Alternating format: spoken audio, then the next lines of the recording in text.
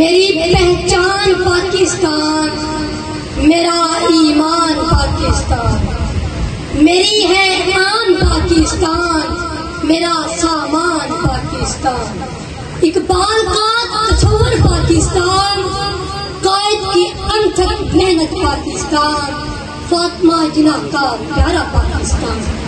جی ہاں، وہی پاکستان جس کے اصول کے لیے 100 نہیں، 1000 نہیں، بلکہ لاکھوں لوگوں نے قربانیاں دی۔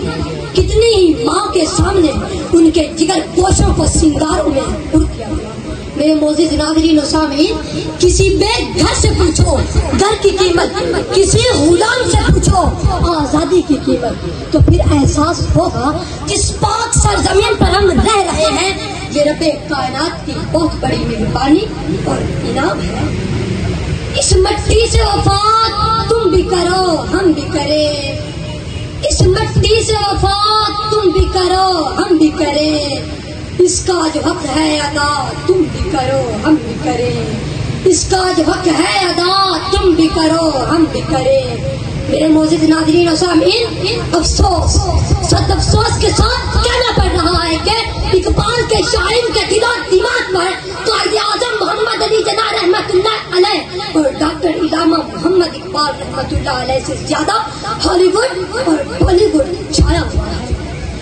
یورپ کی غلامی پر رضامند ہوا تو، یورپ کی غلامی پر رضامند ہوا تو، مجھ کو تو گلا تجھ سے ہے یورپ سے نہیں، مجھ کو تو گلا تجھ سے ہے یورپ سے نہیں۔ میرے معزز ناظرین و سامعین، ڈاکٹر علامہ محمد اقبال رحمت اللہ علیہ نے اپنے نوجوانوں کو شاہین کہا تھا۔ شاہین وہ پرندہ ہے جب یہ پرواز کرتا ہے تو سارے چرند پرند دریا اور پہاڑ اس کے پروں کے نیچے ہوتے ہیں۔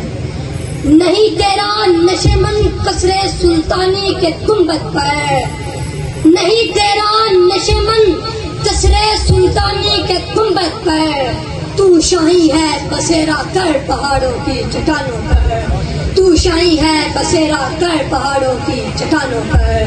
میرے معزز ناظرین و سامعین، آج کا شاعر اپنے گریباں میں جان کے اور خود سے سوال کرے کہ آج کا نوجوان اپنے ملک میں دکان کھولنا تو پسند نہیں کرتا، مگر بیٹھ کے گھر میں کام کرنا پسند کر رہا ہے۔ اپنے ہی ملک سے ابتدائی تعلیم حاصل کر کے غیر سے اعلیٰ ڈگری لے کر غیر کی خدمت کرنا پسند کر رہا ہے۔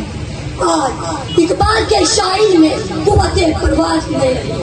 میرا دل یہ چیخا پکار کرتے ہوئے کہہ رہا ہے کہ آج کے شاعروں نے اقبال کے تکمیل ہوئے خواب کو تباہ کر ڈالا۔ دل کے بھگولے جل اٹھے سینے کے داغ سے، دل کے بھگولے جل اٹھے سینے کے داغ سے، اس گھر کو آگ لگ گئی گھر کے چراغ سے، اس گھر کو آگ لگ گئی گھر کے چراغ سے۔ میرے معزز ناظرین و سامعین، ملک کا مستقبل نوجوانوں کی سوچ کے معیار اور انداز و فکر پر منحصر ہوتا ہے۔ یہ جتنی با مقصد اور بلند ہوگی، ملک ترقی کی منازل اتنی ہی تیزی سے طے کرے گا۔ قائد اعظم محمد علی جناح رحمت اللہ علیہ نے لاہور میں 30 اکتوبر 1937 کو طلباء سے خطاب کرتے ہوئے فرمایا کہ تعمیر پاکستان کی راہ میں مصائب اور مشکلات کو دیکھ کر نہ گھبرائیں۔ نامولود اقوام کی تاریخ کے متعدد الفاظ ایسی مثالوں سے بھرے پڑے ہیں کہ ایسی قوموں نے صرف قوت ارادی، توانائی، امن اور عظمت کردار سے کام لے کر خود کو بلند کیا۔ میرے ہم وطن ساتھیوں، آئے قدم سے قدم ملا کر قرآن و سنت کی نثر کو اپنا کر آسمان کی بلندیوں میں پرواز کریں۔ جب اپنا قافلہ عزم و یقین سے نکلے گا، جب اپنا قافلہ عزم و یقین سے نکلے گا، جہاں سے چاہیں گے رستہ وہیں سے نکلے گا، جہاں سے چاہیں گے رستہ وہیں سے نکلے گا۔